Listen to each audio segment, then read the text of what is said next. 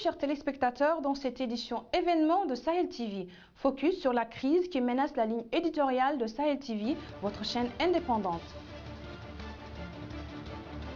Après 3 mois de diffusion, la télévision du Sahel annonce avec grand regret l'arrêt de sa diffusion. Pour des raisons de désaccord entre les employés et les actionnaires, notamment 3 mois de salaire impayé, mais surtout le désir des actionnaires de changer le directeur général, car ils ne seraient pas satisfaits de la ligne rédactionnelle mise en œuvre par Baoul Salek. L'équipe de Sahel TV, comprenant l'équipe technique et les journalistes, ont décidé d'une seule voix de cesser à contre-cœur la diffusion de notre chaîne à partir de dimanche minuit. Nous tenons le conseil d'administration pour responsable de cette situation et nous leur demandons d'agir positivement face à notre désarroi. Nous demandons à ce que nos droits soient respectés et insistons sur la nécessité primordiale, dans ce bras de fer, de verser les salaires de tous les employés de la chaîne avec laquelle nous avons signé des contrats. Nous, les employés de la Sahel TV, ainsi que notre directeur général Baoul Salek, insistons sur l'importance que nous donnons à ce que cette chaîne représente équitablement toutes les composantes de notre cher pays. En effet, Sahel TV est une chaîne populaire et nous recevons tous les jours des centaines d'appels des 4 coins de la Mauritanie et même de la sous-région pour nous féliciter de la qualité de nos programmes. De ce fait, nous sommes très fiers d'avoir participé à cette aventure qui semble sur le point de prendre fin. D'après nos informations, le conseil d'administration se plaint de la ligne éditoriale de notre chaîne et souhaite se séparer de la plupart de ses employés. Certes, nous ne pouvons pas nous opposer à ce limogeage de masse, mais nous serons inflexibles sur le paiement de nos salaires impayés depuis 3 mois. Voilà plus de 8 mois que les équipes de la Sahel TV travaillent sans relâche et dans des conditions critiques. De jour comme de nuit, tous les employés de cette chaîne, avec le directeur Baoul Salek, ont veillé à la qualité de leur contenu afin d'offrir aux téléspectateurs une production audiovisuelle nationale de qualité, selon les meilleurs standards. Apparemment, cela n'était pas du goût de quelques actionnaires, mais à nos yeux, le plus important est que ces programmes aient rencontré l'adhésion de nos téléspectateurs. Djibril Diaw. Voilà déjà plus de 3 mois que votre chaîne Sahel TV travaille sans relâche, dans les conditions les plus sobres pour répondre aux besoins de son public. Cette situation critique est vécue de jour comme de nuit par les employés de cette chaîne, avec à sa tête le directeur Baoul Salek, qui a depuis le début du lancement de la chaîne transformé son appartement situé au 7e étage de l'immeuble BMCI en studio pour la rédaction, les émissions, centre de modulateur, salle de montage et d'enregistrement et aussi centre de diffusion via Rapsat. Il est impossible d'imaginer qu'un tel travail peut se faire dans ces conditions. Telles sont les remarques de plusieurs professionnels de l'audiovisuel qui ont eu à visiter notre chaîne. Mais malgré ces conditions de travail spartiates, tous ces jeunes journalistes et techniciens sont engagés et passionnés en envie de bâtir une chaîne qui unirait tous les Mauritaniens afin qu'ils s'y retrouvent, tous dans la diversité de leur langue et aussi richesse patrimoine. Au moment où nos autres confrères accomplissent leur reportage dans des normes et conditions d'aisance, les reporters de Sahel TV s'entassent dans des taxis-brousses avec des voyageurs ordinaires durant plusieurs mois. Souvent même, c'est la voiture personnelle du directeur qui transportait tous les journalistes et techniciens. Ces jeunes, formés et encadrés par la plupart d'entre eux par Baoul Salek, proviennent tous de lieux différents et beaucoup sont ceux qui ne se connaissaient pas avant. Aujourd'hui, ces jeunes partagent leur quotidien comme des frères et sœurs, une vraie équipe formée et prête à servir son pays à tout moment. Malgré une absence totale des mesures d'accompagnement, l'équipe du Sahel TV arrive tant bien que mal à satisfaire ses téléspectateurs qui se comptent maintenant par centaines de milliers en Mauritanie et dans le monde. De par son offre de programmes diversifiés et leur contenu culturel qui reflète la vraie image de la Mauritanie, Sahel TV aura accompli sa mission, en plus de celle d'informer en toute objectivité et responsabilité vis-à-vis de ses engagements déontologiques tels qu'énumérés dans le cahier de charges de Mourivision TV, que Baoul Salek avait co-signé le 3 mai dernier avec Maître Hamdi Ould Majoub, ministre de la Communication. Hélas, comme le disait un proverbe africain, quand 10 personnes creusent et 10 autres remettent de la terre, il n'y aura que de la poussière, mais jamais un trou. Alors que les émissions en langue arabe représentent 63% sur tout le programme diffusé, les partenaires financiers de la chaîne réclament le changement total de cette ligne éditoriale, qui ne répondait pas à leurs valeurs. Ces actionnaires estiment que cette chaîne diffuse trop d'émissions culturelles destinées à la population noire. Eh bien, nous, notre engagement avec la APA, c'était de fournir 60% de diffusion de nos programmes en langue arabe. Eh bien, nous sommes 4% au-dessus actuellement de toute la diffusion de Sahel TV depuis qu'elle existe, soit sur site web ou sur Arabsat, a représenté 64% en langue arabe. C'est-à-dire que c'est vraiment la part du lion qui a été réservée et que cette critique, de toute façon, n'a pas sa raison d'être. Parce que depuis le départ, nous avons bien identifié que nous allions être une chaîne ouverte à toutes les langues et à la diversité des communautés qui font notre pays. Il n'a jamais été question que nous fassions une chaîne arabophone à 100%. Personnellement, je ne pourrais pas adhérer à ce genre de projet et je ne pourrais pas y travailler, sachant que les langues nationales sont une composante importante, que leur patrimoine mérite d'être valorisé, que la langue française est une langue de communication entre les composantes de ces pays, que c'est la langue de travail de l'économie nationale, des banques, d'énormément de Mauritaniens qui parlent français et qui ont aussi droit d'être informés et d'écouter des programmes en français sur une chaîne mauritanienne, mais à destination aussi d'un public plus large qui est le Sahel.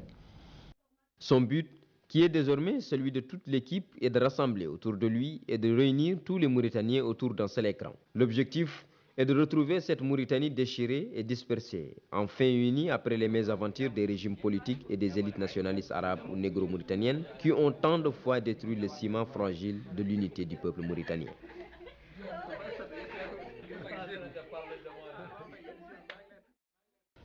Ce bras de fer entre les partenaires financiers et les journalistes pose la question essentielle, celle du multiethnisme mauritanien. La Mauritanie est-elle prête à se remettre en question et ouvrir le débat existentiel sur sa diversité? Fatima Tanjay. L'audiovisuel mauritanien pourrait-il exister sans susciter une division raciale? Qui pourrait nous apporter une réponse à cette interrogation? Vu la tournure des événements, l'équipe de Sahel TV a dépassé le stade des interrogations et se porte volontaire pour apporter une réponse à cette question, qui s'avère être tout simplement un non. Notre ligne éditoriale se veut être une tribune pour tous, sans distinction de race ni de langue. Le problème qu'endure actuellement Sahel TV découle d'un préjugé qu'auraient fait un ou deux actionnaires, selon lesquels la forte présence de journalistes et de programmes négro-mauritaniens et francophones dénature l'authenticité arabe de la Mauritanie. Ces préjugés, pourtant, ne reposent sur aucun fait réel, car la proportion de l'offre de contenu en arabe dépasse les 60% de tout ce qui a été diffusé par la chaîne. Sahel TV s'est toujours engagé à prôner la diversité culturelle et à faire en sorte que chaque couche de la population se voit à travers ses programmes. Sahel TV souhaitait devenir le miroir dans lequel se verraient tous les Mauritaniens. Hélas, il s'est trouvé que certains autres actionnaires s'attendaient à tout autre chose. Une télé purement arabophone. Ce qui veut dire qu'en matière d'audiovisuel, ils ne sont pas prêts à satisfaire les besoins de l'autre partie de la population, les négro-mauritaniens. Les téléspectateurs négro-mauritaniens étaient tout simplement exclus des écrans mauritaniens avant Sahel TV. Comment doit-on appeler cette situation? Discrimination ou racisme? Quel que soit le nom de ce déni, il est source d'indignation. De quoi est-il coupable le citoyen négro-mauritanien, si ce n'est être noir? Est-ce de sa faute s'il comprend le français mieux que l'arabe? A-t-il vraiment choisi d'être différent culturellement? La réponse à toutes ces questions est non. Alors pourquoi dérange-t-il autant, malgré la modeste proportion que ces communautés négro-mauritaniennes ont obtenue dans les programmes de Sahel TV, la seule chaîne qui lui donne voix au chapitre? Nous tenons à féliciter nos équipes pour l'excellent travail fourni jusqu'à présent par tous les employés de la Sahel TV. Dans cette perspective, suivez ce reportage d'Anissa Tahar sur les grands reporters de la chaîne. Les grands reportages, la fierté de Sahel TV. La TV Sahel fait une rétrospective sur ses premiers mois de diffusion avant de tirer le rideau. Dans cette perspective, nous voulons distinguer nos grands reporters qui ont eu à évoluer sur des fronts de guerre comme au Nord Mali, occupé par les groupes djihadistes. Là-bas, Sahel TV a dépêché à 3 reprises des équipes de reporters qui s'y rendaient sans peur. Ils étaient fiers de rapporter des reportages et des images dont certaines ont été achetées par une chaîne allemande. Ces grands reporters ont donné au journalisme de Sahel TV ses vraies lettres de noblesse. Il est vrai que c'est un métier pénible qui demande beaucoup de patience et d'endurance et d'aisance dans le contact et la collecte de l'information. Mokhtar, Hamadi, Gawad, Mohamed et Ali Cheikh ont sillonné les steppes du Mali en taxi-brousse et ont dormi avec les maquisards et les réfugiés touaregs pour pouvoir les filmer. Les grands reporters peuvent être fiers d'avoir accompli leur devoir, celui d'informer.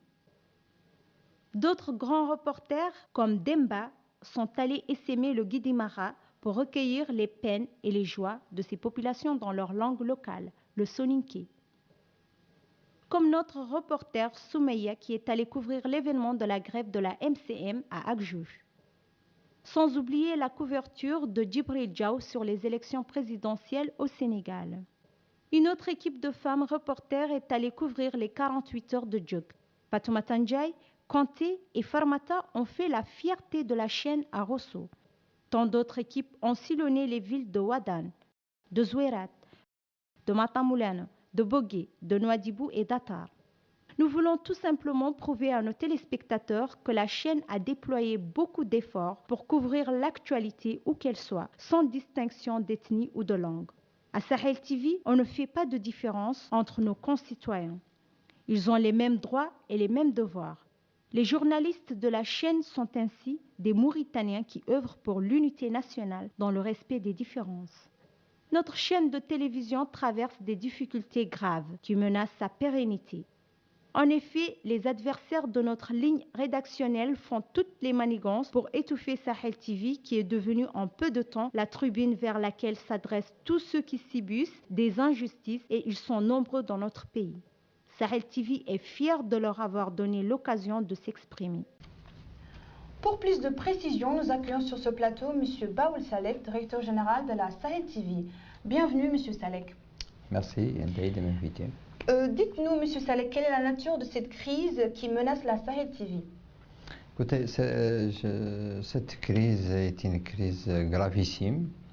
Je ne peux pas en définir la nature, mais je crois savoir qu'elle dure depuis déjà quelques mois entre des partenaires financiers actionnaires de Sahel TV et qui apparemment ont perdu confiance dans ce projet ou peut-être dans ma propre personne depuis bientôt 4 à 5 mois.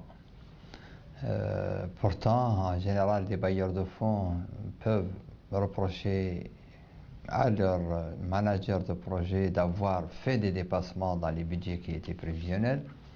Ce n'est pas le cas. Nous sommes bien en deçà de ce qui étaient nos besoins financiers de départ parce que nous avons été les plus économes possible. À telle enseigne que nous avons développé cette chaîne à partir de rien, quasiment, ici, dans des conditions très drastiques, très spartiates. Nous avons fourni le maximum d'efforts, moi-même et bien sûr vous, Ndeye, et toute l'équipe de Sahel TV. Nous travaillons dans des conditions difficiles, et pas pour gagner de l'argent, comme auraient pu le faire des financiers, mais nous estimons que nous sommes investis d'une mission par rapport à notre pays, par rapport au peuple mauritanien, et par rapport aussi au peuple de la région sahélienne à laquelle notre chaîne s'adresse. Et ceci, il faut bien que les Mauritaniens le comprennent. On s'adresse aux Mauritaniens, mais aussi on s'adresse au peuple sahélien, aux pays voisins sahéliens et au monde par-delà notre cher pays. Et ainsi, cette crise s'est développée et est devenue une crise d'asphyxie financière d'un projet, alors que nous diffusons depuis 2 mois sur Arabsat, sans aucun moyen financier de la part de ces bailleurs de fonds qui devaient en principe nous accompagner jusqu'à la fin de l'année 2012, c'est ce qui était prévu, en considérant qu'à partir du début de l'année prochaine, la Sahel TV allait générer et devait logiquement générer des ressources, notamment en matière de publicité, qui pouvaient lui permettre de voler de ses propres ailes et de rembourser ce prêt que les actionnaires ont consenti sur une période de 5 ans sans intérêt. Malheureusement, depuis donc, je disais tantôt, depuis 5 mois, cette asphyxie financière a frappé de plein fouet, notamment tous les budgets de production de la Sahel TV. Les salaires sont impayés depuis 3 mois. Le fonctionnement de la chaîne est assumé par moi-même avec mes modestes moyens afin que les téléspectateurs puissent continuer à recevoir de notre part l'information qu'ils méritent. Et un tant soit peu de programmes de divertissement que nous pouvons fournir avec des budgets vraiment insignifiants. À telle enseigne, par exemple, nous n'avons toujours pas pu acheter de films, ni d'acquérir ce qui est très important pour un certain public, les musalsalat turcs ou mexicains, même s'ils sont dits en arabe, ainsi de suite d'éléments fondamentaux qui manquent, qui devraient logiquement être mis à la disposition d'une chaîne pour se lancer. Écoutez, ce n'est pas difficile.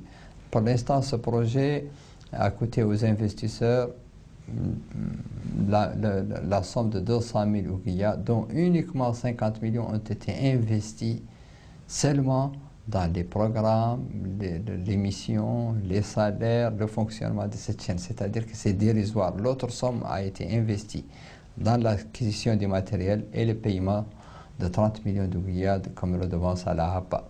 C'est-à-dire qu'en termes de ratio, c'est un projet qui a été réalisé avec vraiment des budgets minima, au minima. Donc on ne peut pas considérer que cette critique, disons, d'une mauvaise gestion de ressources soit la raison de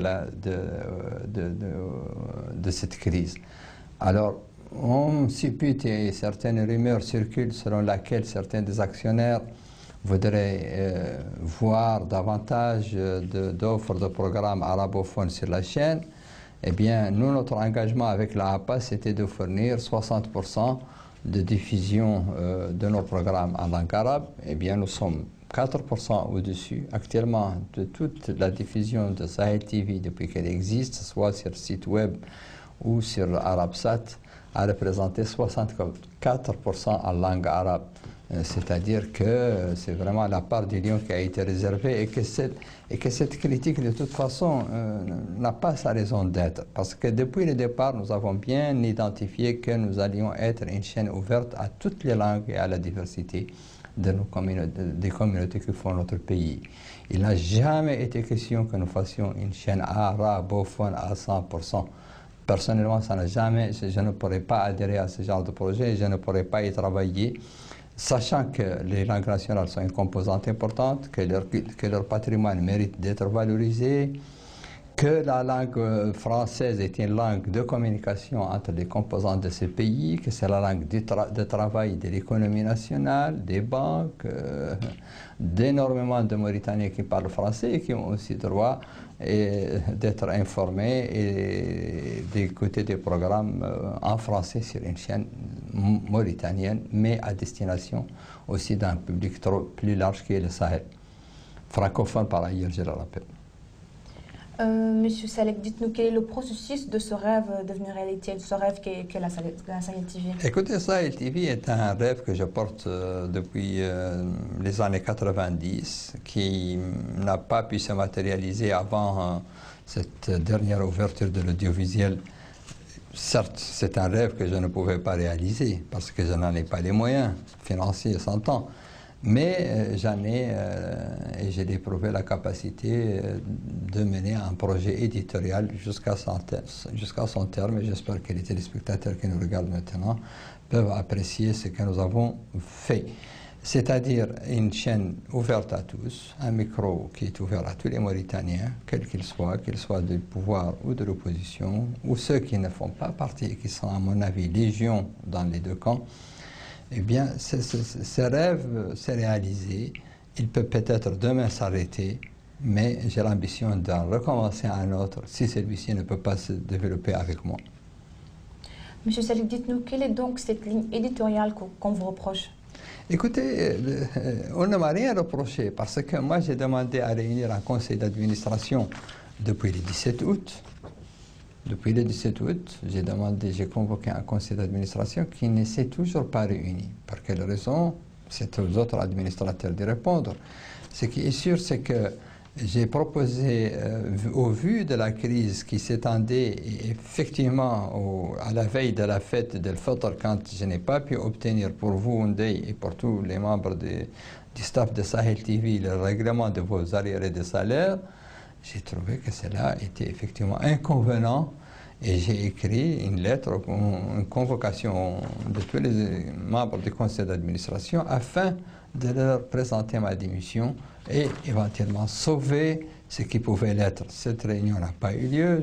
J'entends ici et là des rumeurs que certains actionnaires ou conseillers de ces actionnaires font circuler selon laquelle c'est une chaîne négro-mauritanienne francophone. C'est absurde.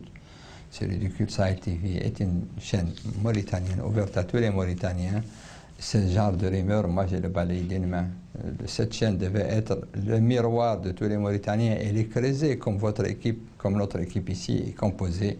Je n'ai jamais demandé à quelqu'un de quelle région ou de quelle tribu il vient. Ce qui est important pour moi, c'est la compétence des femmes et des hommes qui composent cette équipe et qui doivent être motivés comme moi pour faire un rendu au peuple mauritanien qui soit à la hauteur de ses espérances d'une chaîne de télévision indépendante.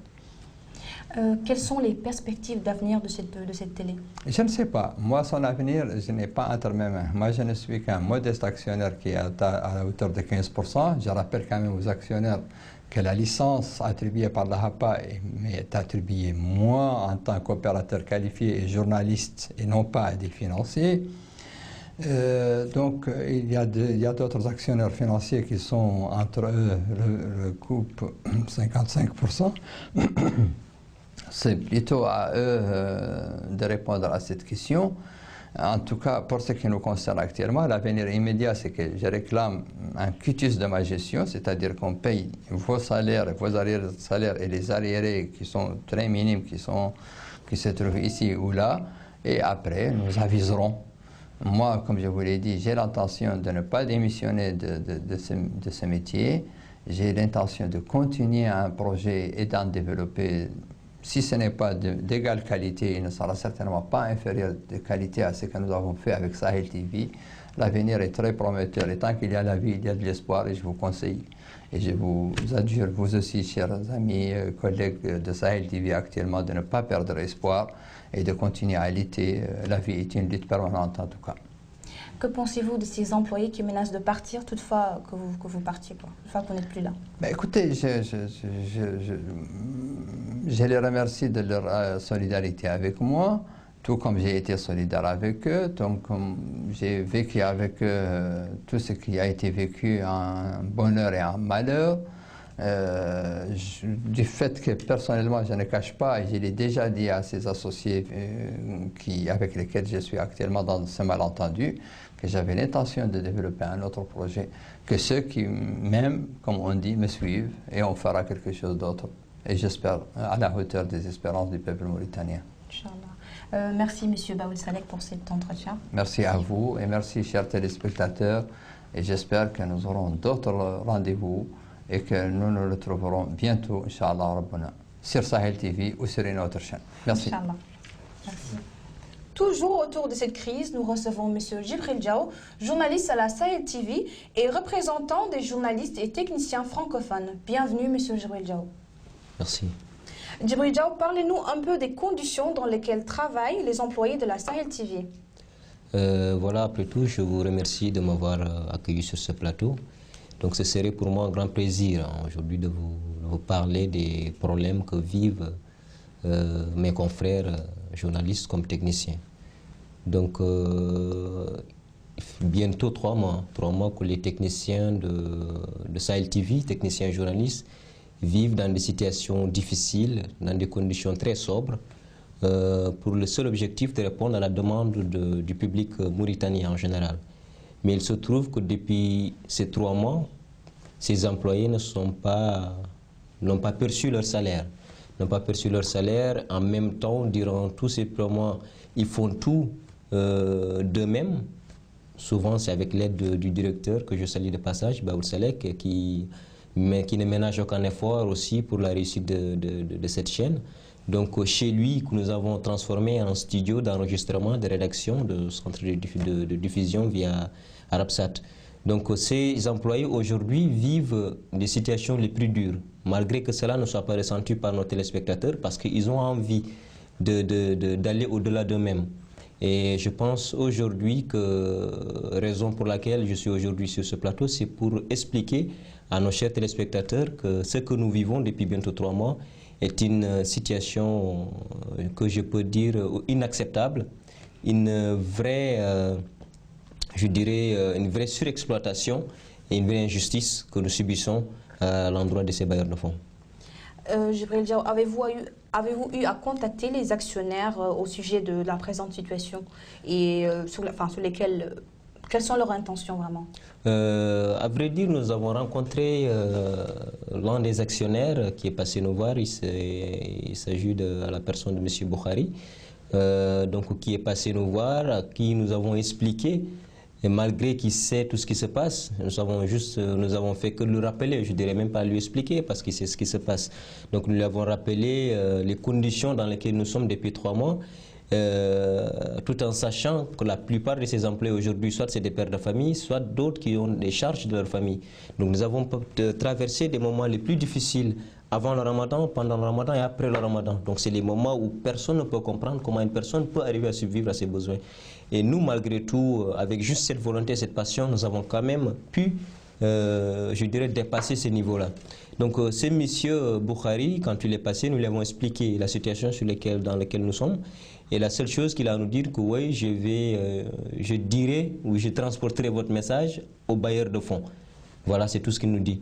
Mais nous, personnellement, nous pensons qu'il faut encore beaucoup plus rencontrer une personne beaucoup plus responsable, peut-être, parce que lui, il se dit de toutes les façons qu'il ne peut rien faire, il peut juste apporter la nouvelle, mais quand même, il a été la personne que nous avons contactée pour qu'il puisse contacter à son niveau les bailleurs. Les journalistes et les techniciens ont eu à envoyer une lettre de demande, d'explication. C'est exact. Quelles sont les réactions vraiment des bailleurs de fonds? On n'a pas encore eu de réaction, ce qui veut dire qu'ils se foutent vraiment de ce que nous vivons ou de ce que nous faisons. Pour eux, l'idéal, c'est que les images passent à la télé. Ce n'est pas aussi n'importe quelle image. Et voilà, moi, tout ce que je peux dire, c'est des gens qui se disent, voilà, tant qu'ils sont en train de se mettre au besoin, tant qu'ils sont en train de se mettre au travail, il ne faut pas s'occuper d'eux, il ne faut peut-être même pas parler de salaire. Et nous, ce qui est désolant dans tout ça, c'est que comment est-ce que des personnes aussi responsables, qui sont des pères de famille, responsables de famille, ne se soucient pas d'un contrat qui les lie avec des individus. Et ce qui est grave en Mauritanie. Parce qu'une société qui emploie des gens, et ces gens-là restent pendant 3 mois sans percevoir le droit, je me dis que ça n'existe nullement aujourd'hui. C'est rare de voir ça dans ce monde, à part la Mauritanie. Et bon, c'est parce que c'est des gens qui se disent que voilà, peut-être qu'ils sont au-dessus de la loi ou ils font ce qu'ils veulent, mais c'est dommage quand même. C'est dommage pour ce qui se passe. Quelles sont les décisions prises par les employés face à cette crise? Les décisions prises, elles sont simples. Nous, avant tout, nous réclamons nos droits parce que nous avons quelque chose qui nous lie à la Sahel TV. Ce n'est pas à la personne de Baoul Salek, mais c'est à la Sahel TV que nous avons signé des contrats. Donc, en d'autres termes, nous, ce que nous avons pensé nécessaire de faire, les employés dans l'unanime, c'est d'arrêter le travail. Et de 2, que nous sommes prêts à tout pour que nos droits nous soient reversés. Ils ont, dans les clauses du contrat, il est interdit à tout employé de la Sahel TV d'avoir 2 boulots. La plupart d'entre nous ont laissé les autres boulots pour se sacrifier. Parce que nous avons un objectif sur lequel nous voudrions atteindre. Et aujourd'hui, je dirais que nous sommes en train de payer les pots cassés parce que nous avons refusé laisser ce que nous avions pour en attraper une autre et là on risque de perdre les 2. Mais seulement ce que nous voulons intervenir ou nous allons interpeller ces personnes qui se disent les bailleurs de fonds de Sahel TV de penser aux droits que nous avons, de nous donner nos droits. Et face à la probable démission du directeur général, Baoul Salek? Écoutez, moi je pense qu'on a déjà fait une fiche de pétition où presque tout le monde a signé que M. Ba et nous, ce n'est plus une question de Sahel TV. C'est une relation beaucoup plus humaine, c'est une personne qui a pu nous réunir, différents que nous étions, et aujourd'hui une personne que nous sommes, et qui a pu faire de nous une équipe. dynamique qui répond à la couleur de la nation, qui répond à l'attente de la nation. Donc aujourd'hui, ce n'est pas une question d'argent qui nous fait dire que nous allons changer de directeur ou nous allons quitter. Non, on a décidé de continuer le chemin avec Bahoud Salek. Quel que soit le projet qu'il aura, en tout cas, nous, ce que nous avons décidé, c'est de le suivre. S'il démissionne, nous partons avec lui. S'il reste, nous sommes avec lui, ce que je ne pense pas. Voilà. Alors, merci, M. Djibril Diaw, pour ces précisions. Merci de m'avoir invité sur ce plateau. Merci beaucoup. C'est la fin de cette édition événement Sahel TV et espérons que cela ne soit pas la fin d'une très belle aventure.